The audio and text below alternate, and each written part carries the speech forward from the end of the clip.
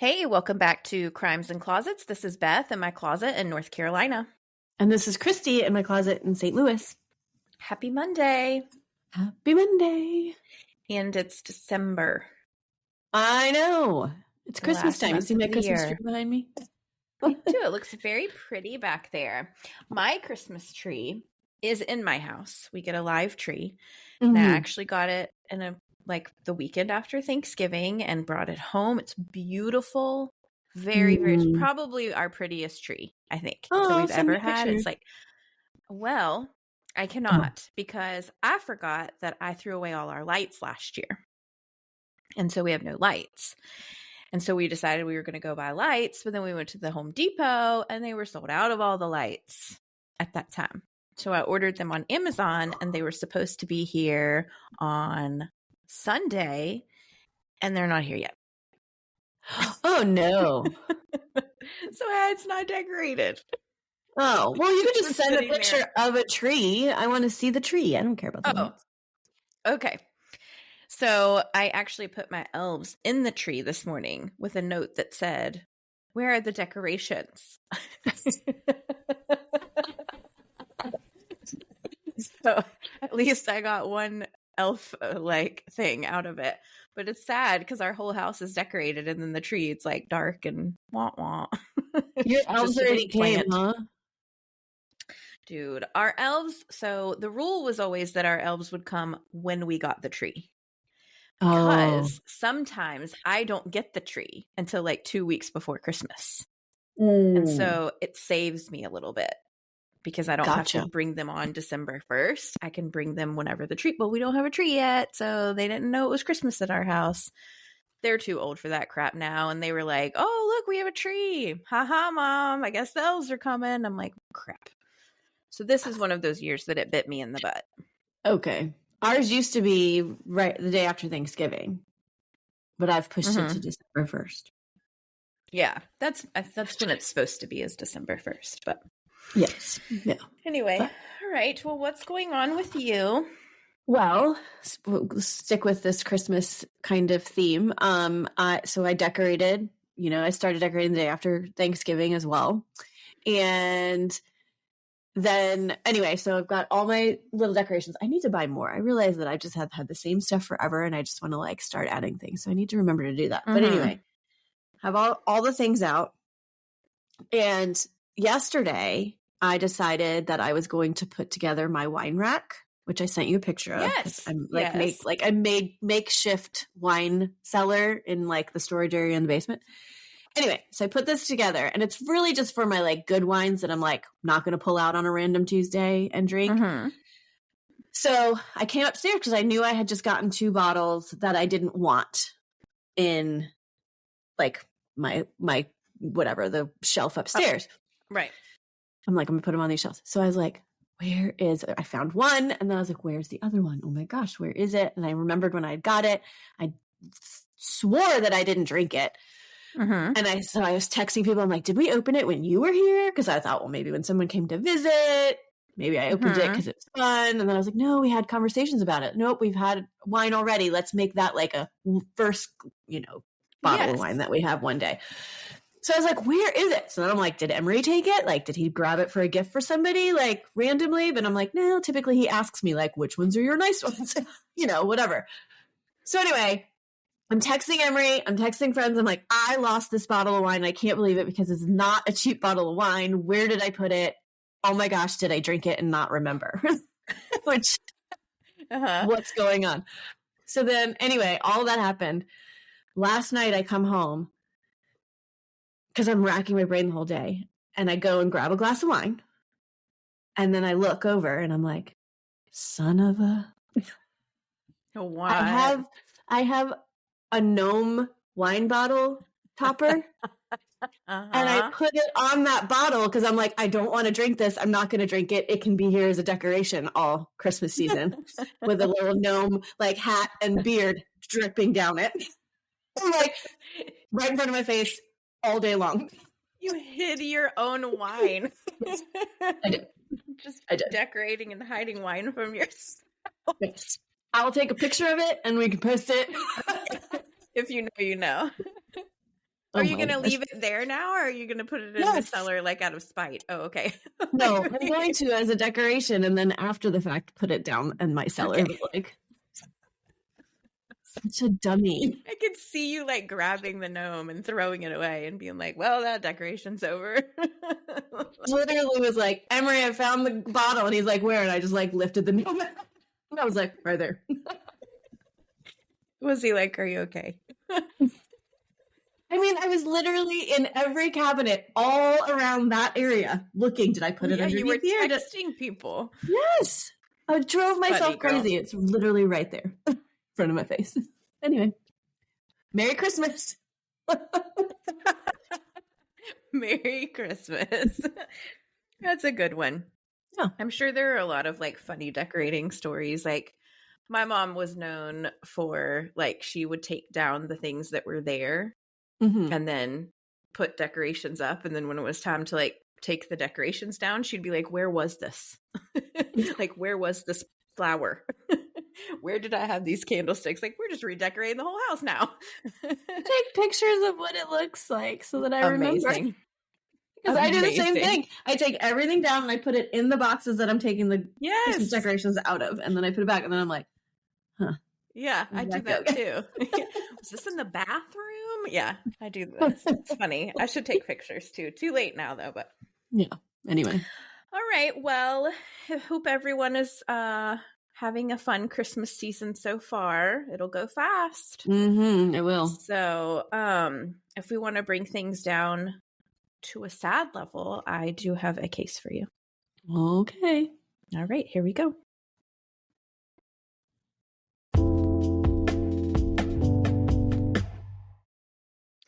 Okay, friends. This case is a listener's suggestion out of the Texas.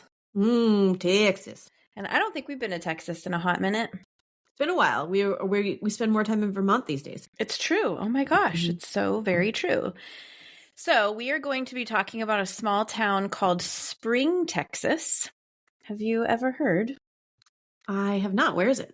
What's close to it? It is in East Texas. It's part of the Houston, like Sugarland metro Sugarland area. Yeah, Sugarland. Now that is a place I would like to live, just to say that. There was murders there. Remember that? Yeah. We did the Sugarland murders. Yeah, but I'm just saying, it just sounds so cute to me. Isn't there a band called Sugarland also? Oh, I don't know. Might be making that up. Oh, if not, it's a great band name. Okay. Pocket it. There you go. So this is a very sad case. It's definitely not well known or well covered, if at all. So for that reason, it will be shorter than the norm, just because there's missing information that's just not been released, and it is what it is. But it's a very harrowing tale. Okay. So this is the case of Christie Sumstad. Oh, Christie, not spelled like you. Okay.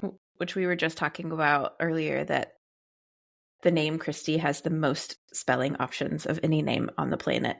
Prove me wrong. Yeah, I think we might have to like really research that, because I think it might be true. Right. It's crazy. And only after knowing you have I realized this. I have the most least common version, I think. I don't know, because I had a friend in high school whose name was Christie, and it was Krystie. Well, how's that even Christie? Or Kry. Oh, okay. Sorry, Krystie. Okay. That would so like the Y took place of like your I. Right. Okay. That's probably a little bit less. That's really uncommon, I feel like. Okay. So Christie Michelle Mercer was born on November 8th, 1976, to parents Mike and Cindy Mercer. Christie had 2 sisters, and she was a fellow Scorpio queen. And it's almost her birthday. It is, yes. Well, so it will have passed a month ago when this episode airs. Oh, did you say October? Oh, you said November. I'm sorry. 8th. This is going to be in December. Oh my gosh. Yeah, I totally had November in my head. Yeah, okay, but it's very close to when we are recording, which today's the 2nd. Okay. Yes. So next week. So she's a Scorpio, and from what I know about her, we would definitely be friends. Like, definitely. Well, her name's Christie, so. Yeah. I do love myself a If Christie. I've got 85 Beths as friends, then you can have a few Christies. I know. That is so funny. It is so funny. Okay. Christie's father was a pastor, but other than that, I don't know a whole lot about her childhood, growing up, that kind of stuff. She is described as being fun, very outgoing, and competitive. She loved being the center of attention and loved to sing and go to karaoke. She sounds just like me. Kind of, yeah. Especially the competitive part, right? I know you like probably perked up when I said funny. that. And funny. And funny. Oh, right. Oh, you're funny. Oh. Dun-dun. I love you. You're hilarious. She was often found sitting by a pool or going to the beach. She was a good, I know, right? That's what I'm saying. We would be friends with her. Yeah. Mm-hmm. She is truly one of, like, she just sounds She's our fun people. and easy. And yes, she was very good at photography and enjoyed it. And she is described as being a bright light. Mm. Christie had a high school boyfriend and they ended up getting pregnant. And when Christie was 17, she gave birth to a baby girl that she named Tessa. The relationship with Tessa's father didn't work out. And because Christie was young and still in high school and a single mom, her mom stepped in to help raise Tessa during the time that she was young. Mm-hmm. Christie's parents had divorced at that point. So it was her mom and I think her stepdad that were kind of helping her out. Christie went on to work odd jobs and to get some footing to make a life for her and her daughter. So it's very admirable of her. Yes.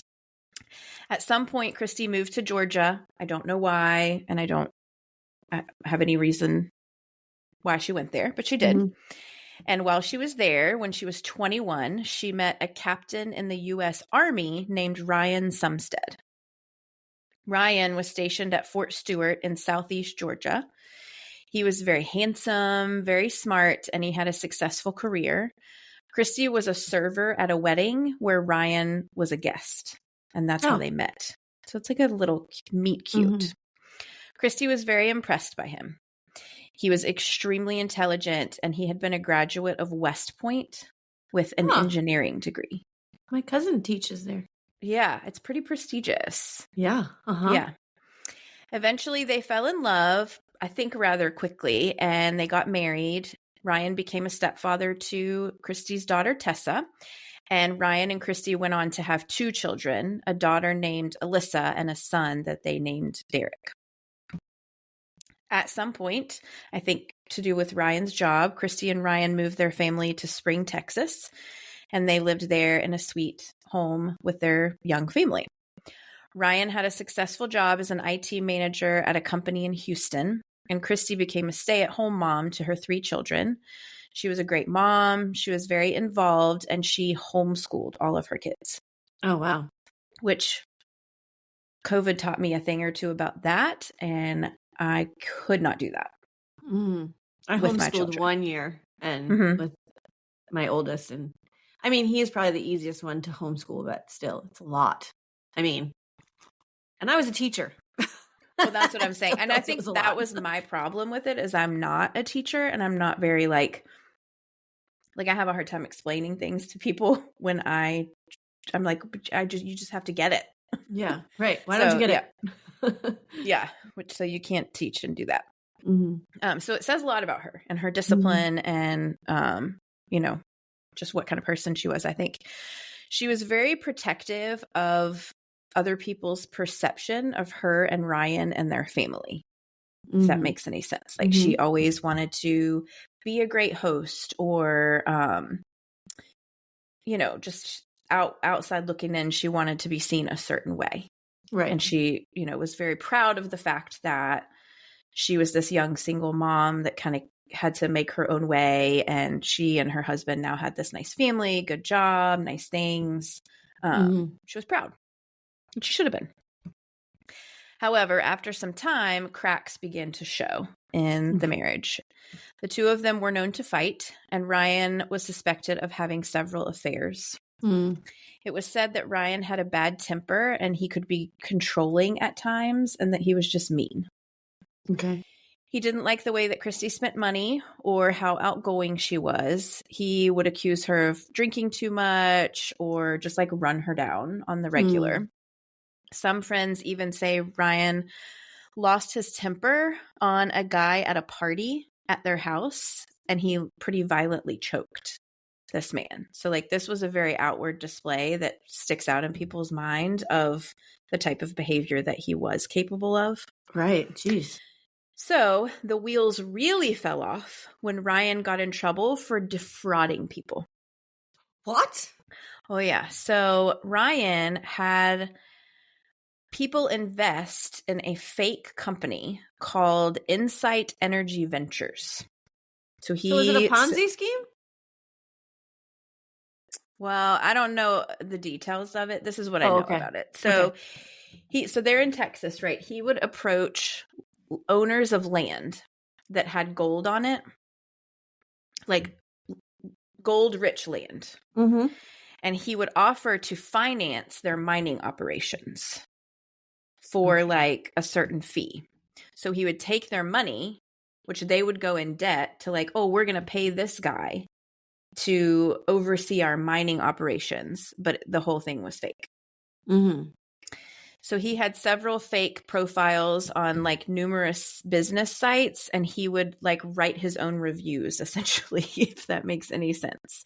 That's why they have verified reviews now on things. Yes, exactly. And he like made it look like his company was worth $1.8 million, and he was just trying to make it look legit, basically. Mm-hmm.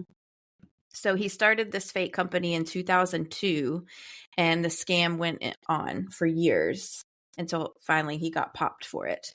So when that happened, Christie left Ryan and was planning to file for divorce. But somehow, for whatever reason, he was able to manipulate her into taking him back because he was broke and he was in legal trouble, and she was his family, and he loved her, and she did love him. Mm. And because of the type of person she was, she did agree to like, okay, I'm not going to leave you desolate. Come on, we'll figure it out. Like, you know, we'll figure out how to fix the mess that you made together. Mm-hmm. But things in their marriage stayed pretty strained, and Christie had really lost trust for Ryan for obvious reason. The financial stress was a lot. It made him grumpier, meaner, more controlling.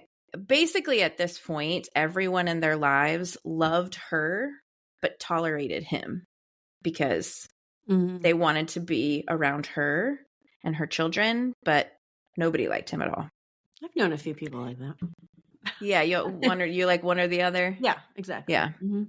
Well, I hope the other in your situations is not as bad as old Ryan here. No, I don't. I do not think that anybody is that I know. Right. Mm-hmm. Okay, so that brings us to February of 2011. Christie was 34 years old. The kids were like around the ages of 17, 10, and 8. So still some young kids.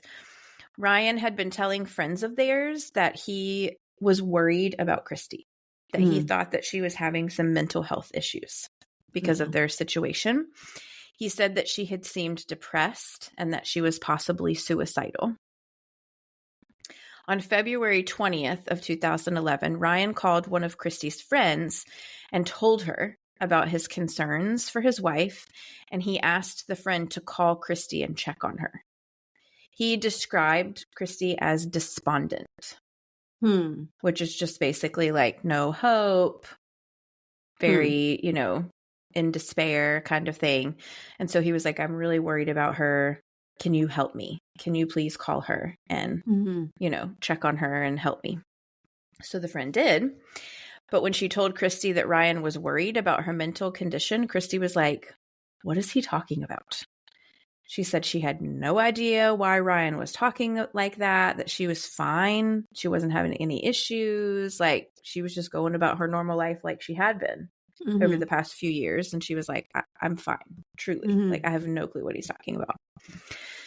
So that was kind of weird. The next morning, the morning of February 21st, Ryan texted his sister. And he said that Christie had kicked him out of the house around 11 p.m. the night before. So he said they had gotten into an argument and that Christie had made him leave. And so he just went to the gym and decided to stay out for the night. Ryan told his sister that he was worried about Christie, again, about her mental condition, that she was depressed, that she might be suicidal. And he said that he'd been trying to call her, but she wasn't answering his phone call. And he didn't know if it was because he needed to be worried or if it was because she was still mad at him. So he asked his sister if she would go over to their house and check on Christie and the kids. Ryan suggested that maybe Christie just wanted to talk to somebody other than him, about her problems and about their fight and stuff. So Ryan's sister went over to the house and she let herself in. The kids were okay. They had been sleeping, but the door to the master bedroom was locked. When she went in, she found Christie in the bedroom, not breathing. Oh, no. The room was a mess. There had been some kind of a struggle, or she had been purposefully trying to trash the room. A large mirror was broken and there was glass everywhere. Things had been knocked over, thrown around. So 911 was called, but Christie was pronounced dead at the scene. And at that point, her cause of death was unknown. So they didn't know what happened to her. Ryan immediately told police about his concerns with Christie's depression, suicidal ideations. He said that Christie would often drink too much and take pills. And they'd just been fighting the night before, so he thought that maybe she had either accidentally overdosed on something or that she had completed suicide. And sort of from the looks of things, face value, that could have been possible. So at that time, the medical examiner's office in their town was closed for some reason. So Christie's body had to be taken to Dallas for an autopsy, but they were told that there was a backlog. So this autopsy would take a long amount of time. It's the craziest thing, right? Wow. Yeah. So in the meantime, Christie's family and friends immediately were no. There is no way she was taking pills and drinking with her kids in the house to that extreme. And there's no way that she would have tried to kill herself. That's not how she was. That's not who she was. And they suspected that Ryan was lying and that he had something to do with her death. Well, I mean, I was suspecting this all along anyway. He was setting up this whole depression thing with people and stuff. But my question is that if the autopsy is going to take a while because they have to send it and there's a backlog, clearly they'll do a toxicology report. But if it takes too long, would said substances already have left her body, or because she's not alive, they stick around? You know what I'm saying? They don't think get it depends flushed on out. what it is, but yeah, I don't know the answer to that question. Okay. So I'd imagine that would be a problem with trying to discover if she did overdose on something and complete suicide with some sort of substance, if there was a chance it could exit her system within the time. Yeah, the ins and outs of all of that are not reported anywhere. Okay. I mean, I can speculate. I know sometimes we go years without, not years, but months where we don't even find bodies. And they still can test them for some things. Right. That's what I'm saying. When they die, does it not get flushed out because nothing is flowing? You're not going to the bathroom. It can be in your hair. It blood can be isn't flowing. So it's that stuff isn't flushing out. Right. As much because you're not alive. So. Yeah, I would think they could test it. But again, if you guys know, let us know. Okay. So they were, again, adamant that that's not what they believed happened. Their theory was not that. They suspected Ryan because he had this temper. They had these financial problems that were his fault. And they had no indication that Christie had been depressed, that she would take her own life, that she would ever leave her kids with Ryan. They knew that she was a little bit afraid of him. I mean, they weren't buying what he was selling. Right. Publicly, and he's a known liar, by the way. He embezzled money. He defrauds people. Ryan played the part of a grieving husband. He set up a website for Christie for people to post memories of her and condolences, and he asked that mourners donate to his children's college funds. Of course, just write me a check personally. Those kids aren't using that money for college. Right. However, in the months following Christie's death, Ryan was actively dating. He joined eHarmony 2 weeks after she died. Oh, gosh. He was known to be having a sexual relationship with one of her friends shortly after her death, and he started dating an old high school girlfriend who lived in Utah at the time. She was a devout Mormon, and Ryan converted to Mormonism and spoke of moving himself and the kids to Utah so he could be with this woman. Mind you, all of that happened less than 3 months after his wife tragically died in an unknown way. Yeah, no. It's like Also, he's immediately converting to Mormonism. yeah, no. Which I don't have a problem with, but like, what do you settle down? Yeah. Just also a side note, that friend was not her friend if she's already sleeping 100%. with her husband. Yeah. Going. Especially if she was one of the ones that suspected he murdered her. Like, hello, red flag. Okay. Finally, in June of 2011, so this is almost 4 months after Christie's death, the autopsy report came back. It was determined that Christie did not overdose on drugs or alcohol. She had multiple injuries to her body that indicated she had been involved in a struggle. So I'm assuming those are like defensive wounds, scratches, bruises. Her cause of death was determined to have been strangulation. Oh my gosh. Yes. Which I don't know how they didn't see immediately. Right. You know, I mean, why do we have to wait? Yeah. I mean, I get that you have to wait officially, but yeah, you would see marks if it was strangulation, as opposed to like if you put a pillow over in someone's face, you don't necessarily see a mark. Maybe. Right. Yeah, no, it was strangulation. So her death was ruled a homicide, and Ryan was their only known suspect. Okay. So he had no alibi, he had a motive, he had a violent reputation, and like I said, he was a big fat liar. Police determined that the gym that Ryan claimed he had gone to when Christie supposedly kicked him out the night before was not a 24-hour gym. So he's saying he left his house at 11:30 p.m. that night after they fought and just went to the gym and hung out all night. But it was already closed. It was already closed. It wasn't a 24-hour gym. So he had no one to confirm that he ever actually even left. Tessa, Christie's oldest daughter, actually told police that Ryan had given her wine the night before, which is not something that he had ever done before. She was 17 at the time. Okay. And that she said Ryan had tried to give Christie wine as well, but she didn't think that she drank it. So Tessa, the daughter, said that she felt really groggy and fell asleep and actually slept through her alarm the following morning and missed school. He drugged which was very his daughter. Unlike her. So Derek, their son, had said that he remembered like being woken up that night to the sound of his parents fighting and like loud thumps and things breaking. He said he never saw anything because I'm assuming he probably didn't want to step in the middle of that because that probably was scary sounding, but he went back to sleep after he heard his mom stop screaming. Oh my gosh. He's a little boy. How old is he? I think he was like 8 at the time. Jeez.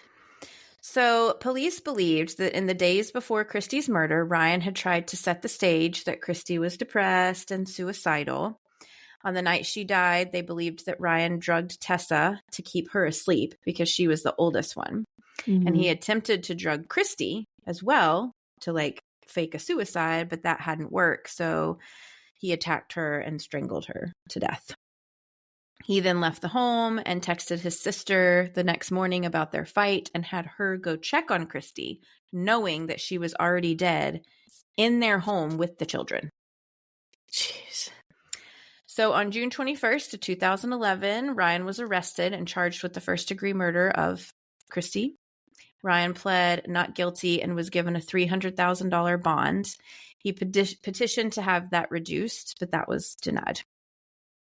After months of back and forth and delays, in March of 2014, Christie's family agreed to allow Ryan to take a plea deal.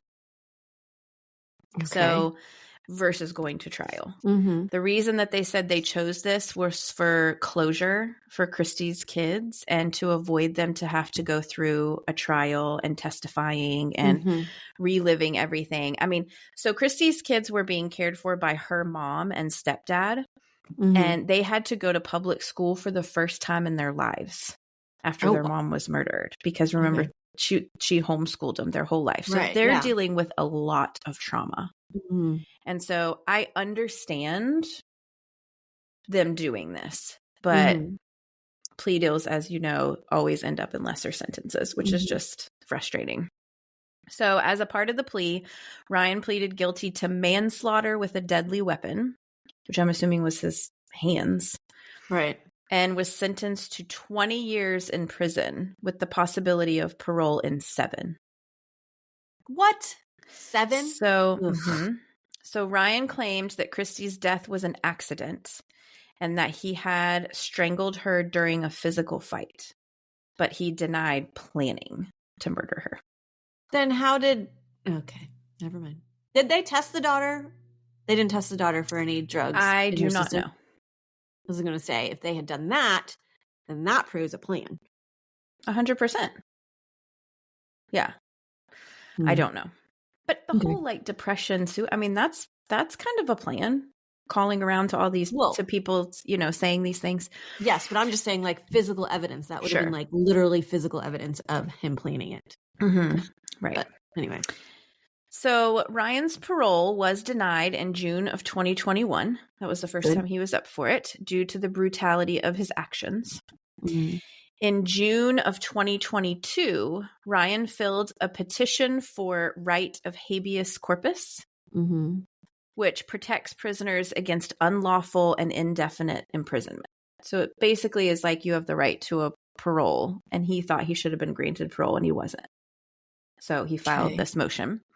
That was denied as being without merit. And that was in June of this year, 2023. They denied that. So he was denied parole again. The next parole date for him is in June of 2024. Does he just get one every year? I guess so. So he's currently 48 years old and incarcerated at the Texas State Correctional Institute in Huntsville, Texas. I found profiles for him on Friends for Prisoners. Oh, like that one write a prisoner thing that I found a couple weeks ago? Yeah, Pin-a-con. So you can become pen pals.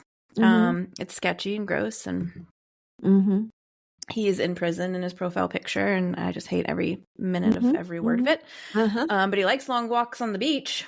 Oh, Lord have mercy. And pina coladas? Essentially. Sunsets.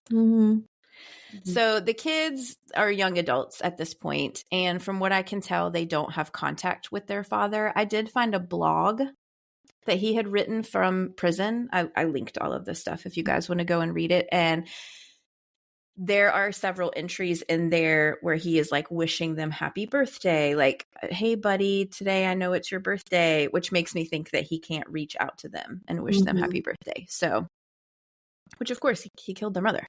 Right. Yeah. So very small case, very sad case. It's sad that it went several months of people just thinking that she might have completed suicide and done that when it was not the case at all. She was brutally murdered. Right. And with her children in the home. And for what? For what? My guess is for financial reasons, because they were in such trouble, but there's no motive given because he took a plea deal. Right. And did they There's have... a lot we don't know. Yeah, I was going to say, did they have life insurance policies? Like all that? Yes. Oh, they did. Okay. I do believe she had a life insurance policy. Okay. I think that's the one saving grace for me is I can't get a life insurance policy, so my husband can never use that as a reason to kill me. It might be. I would like for him to have other reasons. Just for the record. I know. Yeah. Anyway, but gosh. Sad case of Christie Sumstad. No kidding. Christie. And to know, thank you for that spelling. I'm still going to spell it my way. Just to know that he, one of the kids fell back asleep after he heard mom stop screaming. And I believe he drugged his daughter. So she would, I guess it's possible that if she's never had wine before, that she would have slept through an alarm, but highly doubtful one glass of wine would have that kind of effect on someone, but I guess you never know. But just gross. He's a disgusting human being. Yeah, absolutely. I don't like it. And he defrauded all of these people. And you can deep dive into that if you want to, because I did. And some awful things happened to the people that he took money from. Like, ruined their literal lives. Millions of dollars. Wow. Well, I mean, if they were spending money on him to mine for them, thinking they're going to make all the money off the mining to like get back. And these the are money. Wealthy people already. So basically, he just didn't do anything. He just took their money and then didn't do anything. That's my understanding, and somehow got away with it. Well, hopefully, these people actually mined their property at some point. Yeah, and got their money back. Got some money back for it, but who knows? Anyway. Yeah. Wow. Well, gosh. He's still listed as the CEO of that fake company on LinkedIn. Oh, well, I guess that's his own profile, so he's the one that has to change that. Right. Just take the LinkedIn off. Well, he's online on these other pen pal websites or whatever. So weird that you found him on that just after I had that other case where that made me like, it was the first time I'd ever seen that. Clearly, I know it happens because people talk about how they write inmates and they get married and blah, blah, blah, blah, blah. But like, it was the first time that it was like something that popped up as a source in a case. And I was like, this is disgusting. This is like a match.com for inmates. And it's 100%. Ridiculous. It really is. Yeah. So gross. Yeah. Nope. I don't want to write you. No. I'll go through, if I really want to interview you for some reason, I will go through all of the like legal channels of like getting on your list and I don't want to interview him. Yeah. Anyway. Oh gosh. So it'll be interesting to see if he gets released and what happens. I mean, I think obviously he'll get released at some point because he got 20 years max. So, and he's only 48. And when did that start again? 20 years? 2014. So I think I saw somewhere that his release date is like 2033 or 2032 or something like that. Okay. If he serves his entire sentence, which who knows? But yeah, we'll see what he does with his life after that. Yeah, no kidding. Well, hopefully we can keep tabs on that one. And he has such a bright future too. Like, but gosh.